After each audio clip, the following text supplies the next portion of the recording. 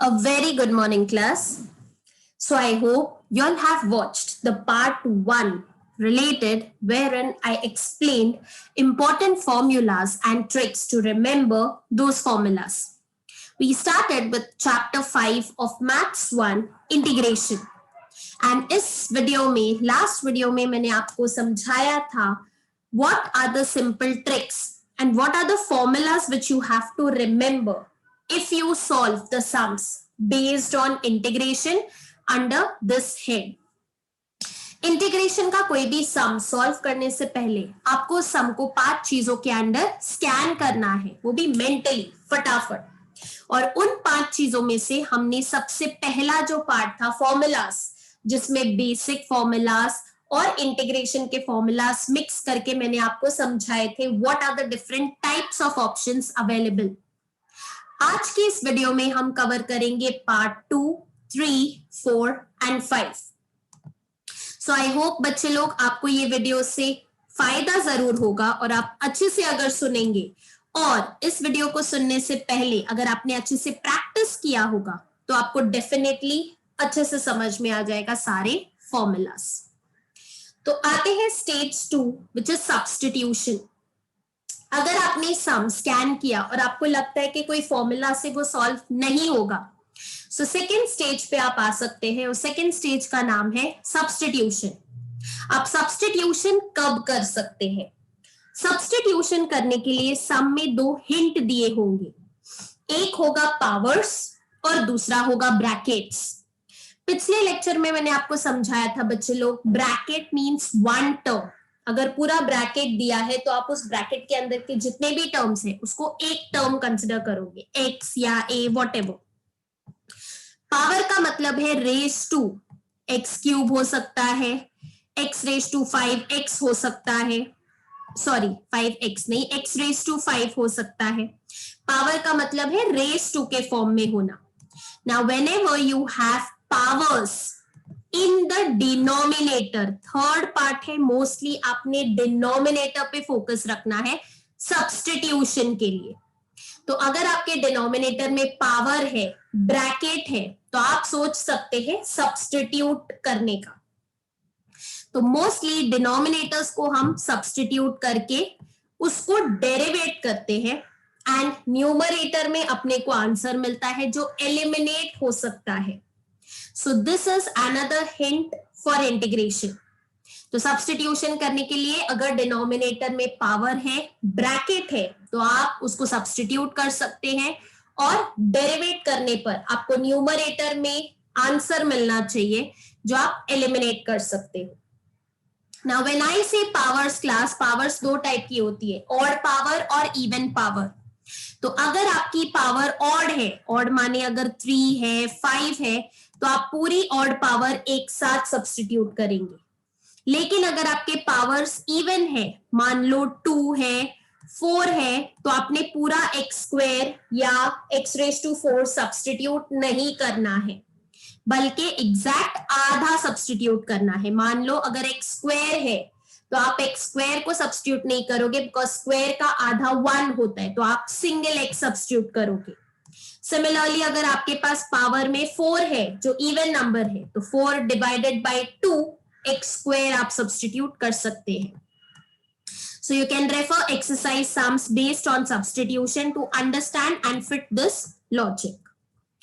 अगर सब्स्टिट्यूशन भी पॉसिबल नहीं है तो आप थर्ड स्टेज पे जा सकते हो, जो कि है सेपरेशन। सेपरेशन नाम में ही मीनिंग है अलग अलग करना, तोड़ना सम को। So when there is a plus or minus in the numerator and there is a common denominator which is existing, so you can use separation. तो अलग करने के लिए अगर आपके पास नीचे एक ही डिनोमिनेटर है और न्यूमरेटर में प्लस का साइन है या माइनस का साइन है, तो आप सम को तोड़ के 2 हिस्सों में डिवाइड कर सकते हो। इसका मतलब it is as good as अगर आपके पास 2 + 3x अपॉन 8 है, तो आप इसको कैसे तोड़ सकते हो? 2 अपॉन 8 प्लस 3x अपॉन 8। तो इसका मतलब है कॉमन डिनोमिनेटर होना और प्लस और माइनस साइन होगा, तो आप सेपरेशन यूज करके सॉल्व कर सकते हैं। अगर फॉर्मूला पॉसिबल नहीं, सब्स्टिट्यूशन पॉसिबल नहीं, सेपरेशन भी पॉसिबल नहीं, तो the next very common method which is used in integration is partial fractions. और पार्शियल फ्रैक्शंस दूसरा तरीका है आपके क्वाड्रेटिक इक्वेशंस को सॉल्व करना। तो अगर आपके पास डिनोमिनेटर में क्वाड्रेटिक इक्वेशन है तो आप उसके फैक्टर्स निकाल सकते हो, and but no one in the numerator. ऊपर वन होना जरूरी नहीं है न्यूमरेटर में। अगर ऊपर कुछ टर्म है और नीचे क्वाड्रेटिक इक्वेशन है तो अगर उसके फैक्टर्स पॉसिबल है तो आप फैक्टर्स निकाल लीजिए। उसके बाद आप पार्शियल में इन तीनों में से जिस भी फॉर्म में फिट होता है उस हिसाब से आप फॉर्मूला यूज कर सकते हैं। सो पार्शियल का पहला टाइप ऑफ फॉर्मूला है न्यूमरेटर में कुछ भी हो, जैसे px plus Q divided by, अगर आपने क्वाड्रेटिक के फैक्टर्स निकाले तो आपको पता है क्वाड्रेटिक में दो फैक्टर्स होते हैं। तो मान लीजिए आपके दोनों अलग अलग फैक्टर्स आ गए, a plus B into 2a plus 3b। तो आप पार्शियल का पहला फॉर्मूला यूज कर सकते हो, let question B equal to a upon first factor plus b upon second factor, और उसके बाद आप अपना सम सॉल्व कर सकते हैं। अगर आपने फैक्टर निकाले और अगर आपको कुछ इस तरीके से फैक्टर्स नजर आ रहे हैं डिनोमिनेटर में, जहां है a plus B the whole square into 2a plus 3b, तो यहां पे समझ लीजिएगा तीन टर्म्स आएंगे। अगर स्क्वायर है तो आप फर्स्ट से शुरू करेंगे, that is a upon a plus b upon a plus b the whole square plus c upon the third factor 2a plus 3b।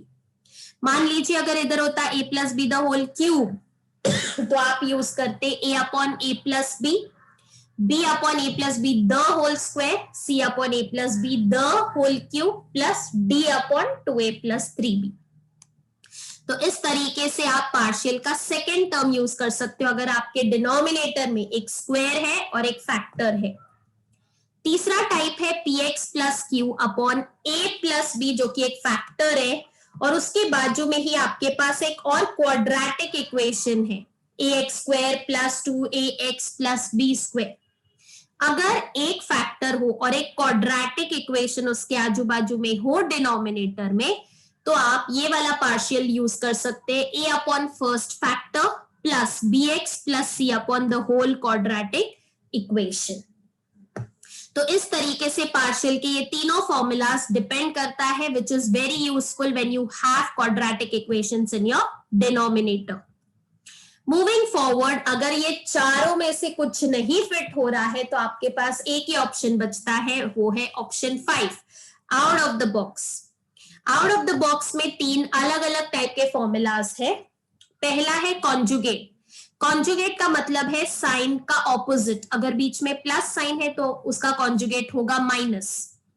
तो मेरा बोलने का मतलब है कॉन्जुगेट सबसे पहले तो कब इस्तेमाल हो सकता है, जब आपके न्यूमरेटर में 1 हो, और दूसरी बात डिनोमिनेटर में आपको कोई स्क्वायर रूट दिखे, जैसे यहाँ पे root of a plus X plus root of 2a plus b दिखाई दे रहा है।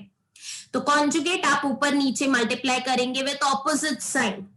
सो इसका फॉर्मूला होगा root a plus X minus root 2a plus B upon root a plus X minus 2a plus B, और उसके बाद आप अपना सम सॉल्व कर सकते हैं। नेक्स्ट इज, अगर आपके पास जैसे मैंने अभी आपको बताया ऊपर पार्शियल के फॉर्म में दिखाई दे और आपको अगर नीचे जो क्वाड्रेटिक इक्वेशन है उसके फैक्टर्स नहीं मिल रहे हैं, तो दूसरा ऑप्शन है आप यूज कर सकते हो डेरिवेट द डिनोमिनेटर। तो इससे आपको आंसर जो डेरिवेट करोगे वो आंसर न्यूमरेटर में होना चाहिए, जिसको हम बोलते हैं f डैश x, और आपका डेरिवेटिव का क्वेश्चन ऑलरेडी डिनोमिनेटर में है f ऑफ x। तो आपका फॉर्मेट बन जाएगा integration f dash x upon f of x। तो मतलब नीचे वाला डिनोमिनेटर जिसका फैक्टर पॉसिबल नहीं है तो पार्शियल इस्तेमाल नहीं हो सकता। तो इसका मतलब आप कौन सा मेथड यूज करोगे, डेरिवेट द डिनोमिनेटर, जिससे आपको आंसर कहां मिलेगा, न्यूमरेटर में। तो वो किस टाइप का फॉर्म बन गया, f dash x upon f of x। तो इसका आंसर आप डायरेक्टली लिख सकते हो log f of x plus c। Same type का सम है, ऊपर कुछ नंबर्स दिया हुआ है, 1 नहीं है, नीचे क्वाड्रेटिक इक्वेशन दिया हुआ है लेकिन अभी स्क्वायर रूट में दिया हुआ है, और यहाँ पे हम ना तो हाफ इंटू कोएफिशिएंट यूज कर सकते हैं ना पार्शियल यूज कर सकते हैं, तो हमारे पास एक ऑप्शन बचता है वापस, I will derivate the denominator, तो इससे मुझे डेरिवेटिव का आंसर ऊपर मिलना चाहिए एफ डैश एक्स न्यूमरेटर में, अपॉन नीचे बचेगा square root of F of X DX, तो इससे मेरा आंसर मिल सकता है 2 root F of X plus C. So these were some of the tricks, students, which I tried to help you all out with. But before going through this video, I would request all of you to first go through all the sums of your integration chapter, because ये last moment revision है, और last moment revision के लिए आपको सबसे पहले पता होना चाहिए कि chapter में क्या है, sums किस तरीके से solve होते हैं. Once you know that and then you listen to this video, then I hope you will really be beneficial and this video will help you out during your last moment revision. So I stop here class today for the day, and I hope you all are keeping a watch on the videos which I am putting, so that some kind of benefit you would get during this pandemic times. So keep watching the videos and do subscribe the channel for the same class if you feel that the video is really helping you all with your studies. So thank you so much class for listening to me patiently. I stop here for today.